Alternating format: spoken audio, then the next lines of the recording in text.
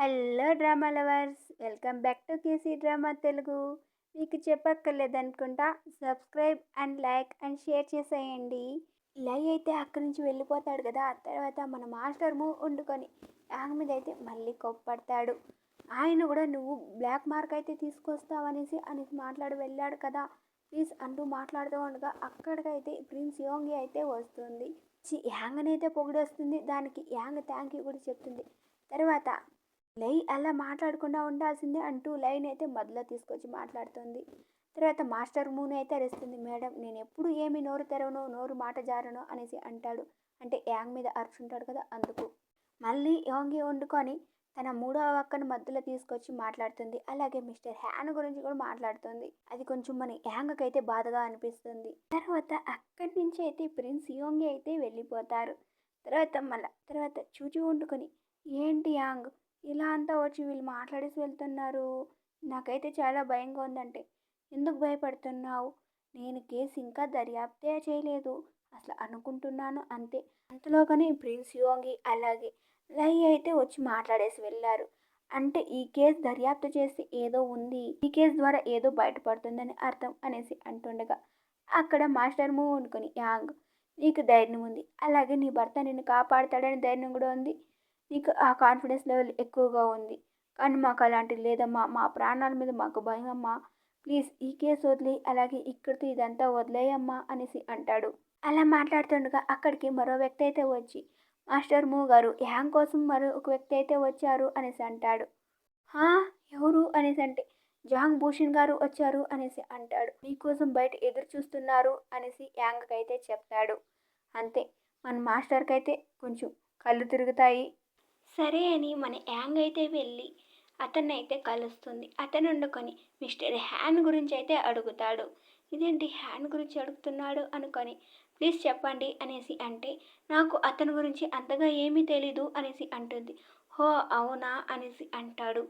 సరే దానికి వాడు వండుకొని, పర్వాలేదు కానీ మీ మూడో అక్కను మటుకు బాగా చూసుకుంటాడు, ఆ నమ్మకం నేను మీకు ఇవ్వగలను అంతే అని చెప్తాడు. యాంగ్ వండుకొని, మీ ఇద్దరి మధ్య ఏమైనా అంటే, అదేం లేదు మేము బాగానే ఉన్నాం, ఇంకా నేను వెళ్తాను అనేసి అక్కడి నుంచి నైస్గా అయితే వెళ్ళిపోతాడు. తర్వాత యాంగ్ వండుకొని ఇలా ఆలోచిస్తూ ఉంటుంది. ప్రిన్స్ యోంగి గారు అలాగే లేయి గారు ఇలా వచ్చి అందరూ ఇలా కేసు గురించి ఇలా మాట్లాడుతున్నారు, మాస్టర్ మూవ్ కూడా ఇలా అంటున్నారే, ఎలా అబ్బా ఏం చేసేది అనేసి ఆలోచిస్తూ వస్తుంది. తర్వాత తన మూడో అక్క దగ్గరికి అయితే వెళ్ళి కలుస్తుంది. అంటే తన మూడో అక్క వేరే ఇంట్లో తనిగా ఉంటారంట, తన అమ్మ వారింట్లో ఉండేదన్నమాట. హ్యాండ్ వండుకొని తన అక్కకైతే సేవ్ చేస్తూ ఉంటాడు. సరే అని తన ఇంట్లోకి అయితే వచ్చి, అక్క ఇప్పుడు ఎలా ఉన్నావు, బాగానే ఉన్నావా అంటూ మాట్లాడిస్తూ ఉంటుంది. బాగానే ఉన్నా అనేసి అంటుంది. అప్పుడు మన యాంగ్ ఆపుకోలేక, నీకు ప్రిన్స్ యోంగ్యాకి ఏంటి సంబంధం, తను నిన్ను కాపాడడానికి ఎందుకు మనుషులను పంపించిందంటే, అలాగే నీకు అలాగే జాంగ్ భూషణ్ గారికి కూడా ఏంటి సంబంధం అనేసి అడిగితే, నాకు ఎలాంటి సంబంధం లేదు వాళ్ళతో అనేసి అంటాడు.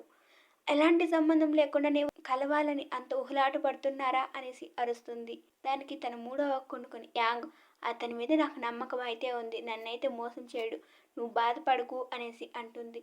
సరే అక్క అనేసి అంటుంది. అలాగే మన యాంగ్ కోసం షన్ను అయితే గిఫ్ట్ అయితే పంపించి ఉంటాడు, ఆ చూపిరు తనకైతే నచ్చుంటుంది అనమాట. షన్ను అయితే వెళ్ళి రాజమాతనైతే కలుస్తాడు. ఆ చుహిన్ లేడీ కిల్లర్ని చంపేందుకు అలాగే పట్టుకునేందుకు ఒక ఆఫీసర్ కార్డ్ అయితే రాజమాత దగ్గర అప్రూవల్ అయితే తీసుకుని అయితే వస్తాడు. అదే రోజు రయ్యి అయితే మన యాంగ్ అయితే దొంగచాటుగా ఇంట్లోకి అయితే వెళ్తూ ఉంటుంది. మన షన్నుకి అయితే దొరికిపోతుంది. అక్కడ అంటాడు, ఆగుతుంది. ఇంత లేట్ ఏంటి అనేసి అంటుండగా, మీరు పంపించిన గిఫ్ట్ నాకైతే చాలా బాగా నచ్చింది, బాగుంది అంటే, సర్లే పర్వాలేదు అనేసి అంటాడు. తర్వాత వాడు ఒకటైతే చెప్తాడు. మన యాంగ్కి అయితే అర్థం కాదు. ఏంటి మీరేం చెప్తున్నారు అర్థం కావట్లేదంటే, బాగా ఆలోచించు అనేసి అంటాడు. కొంపదీసి కేసు ఇన్వెస్ట్ చేసేదానికి ఆఫీసర్ అప్రూవల్ ఏమైనా దొరికిందా అనేసి అంటుంది. అంటాడు. అంతే, మన యాంగ్కి అయితే చాలా చాలా సంతోషం వేసి ఎగురు గంతేసి వాడు చేయి నొప్పి అని తెలియకుండా చేయి మీద అయితే కొట్టేస్తుంది. అంతే, వాడికి ఇంక నొప్పి వచ్చేస్తుంది. యాంగ్ అనుకుని, సారీ మీకోసం నేనైతే వెళ్ళి ఇంకు కలిపి పెడతాను, మీరు వచ్చి రాసుకోండి అనేసి నైస్గా అక్కడి నుంచి అయితే పారిపోతుంది. తర్వాత వాడి కోసమైతే ఇంకైతే కలిపిపెట్టి పేపర్లు గీపర్లు అన్నీ సిద్ధం చేస్తుంది. షన్ను అయితే షాక్ అవుతాడు. ఇదేంటి ఇలా పనిచేసి హెల్ప్ చేస్తుంది నాకు ఈరోజు అనేసి. తర్వాత షన్నుని పోయి తీసుకెళ్ళి కూర్చోబెట్టి నువ్వు రాసుకో, ఇంకా నేను నీకోసం వంట చేసి తీసుకొస్తా అనేసి అంటుంది. ఏంటి నువ్వు వంట చేస్తావా అనేసి షాక్ అవుతాడు. ఏంటి నాకు వంట రాదనుకున్నావా, ఈరోజు నా వంట రుచి మొత్తం నీకు రుచి చూపిస్తా అనేసి అంటుంది. నాకేది రాదంటూ లేదు, అన్నీ వస్తుంది అనేసి పొగుడుకుంటూ ఉంటుంది. నీకేమి రాదులే అనేసి క్లాస్ తీసుకుందామని ఎత్తుకుంటూ ఉంటాడు. అంతే మన యాంగ్కైతే అర్థమైపోతుంది. అక్కడి నుంచి నైస్గా అయితే పారిపోతుంది. తొందరగా వంటలన్నీ చేసేసి మన షన్నునైతే తీసుకొచ్చి తినమని కూర్చోపెడుతుంది. అంతే సరే అని వాడు నంచుతా అయితే తింటాడు.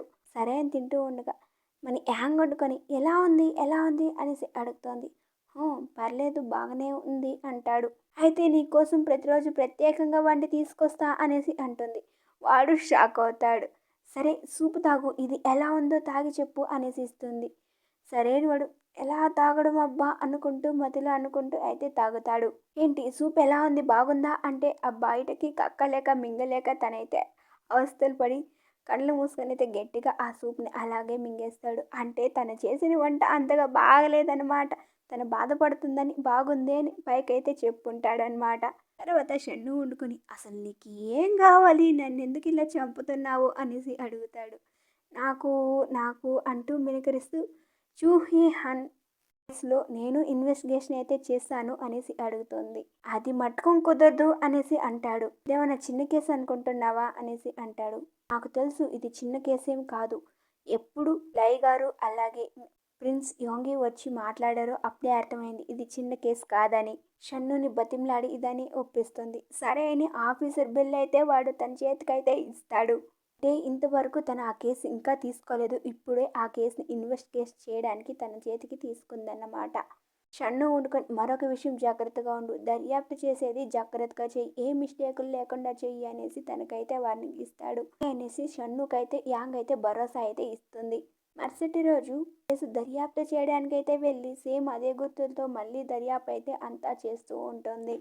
తర్వాత మన యాంగ్ వండుకొని తన ఆఫీస్కి అయితే వెళ్ళి ఆ లేడీ కిల్లర్ గురించి మొత్తం చదివి అయితే తెలుసుకుంటూ ఉంటుంది.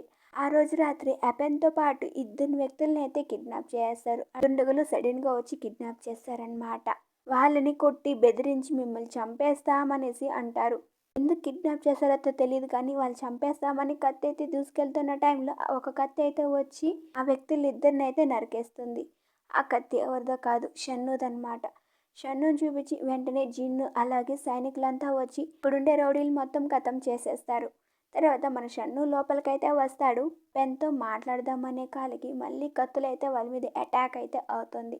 అంతే అందరూ ఒక్కొక్క మూల ప్లేస్కి అయితే వెళ్ళి దాక్కుంటారు. ఈసారి మాత్రం షన్ను కళ్ళకి గంతలు కట్టుకొని యుద్ధంలోకి అయితే దిగుతాడు. కాసేపు మనం మినీ యుద్ధం అయితే చూడొచ్చు. ఎక్కడి నుంచి అయితే బాణాలు అలాగే కత్తులు వస్తూ ఉంటే మన షన్ను కళ్ళకి గంతలు కట్టుకొని అవన్నీ అయితే అనుకుంటాడు. తర్వాత వాళ్ళు కాపాడేస్తాడు.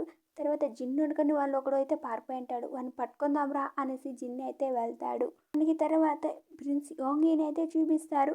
తన దగ్గరికి తన అసిస్టెంట్ ఒక పేపర్ అయితే తెచ్చిస్తుంది. ఈ పేపర్ ఎవరో తెచ్చిచ్చారో నాకైతే తెలీదు, మీకు ఇమ్మని చెప్పారు అనేసి అంటుంది. యోంగి ఆ పేపర్ చూసి అయితే షాక్ అవుతుంది. ఇక్కడితో ఈ ఎపిసోడ్ అయితే ముగుస్తుంది.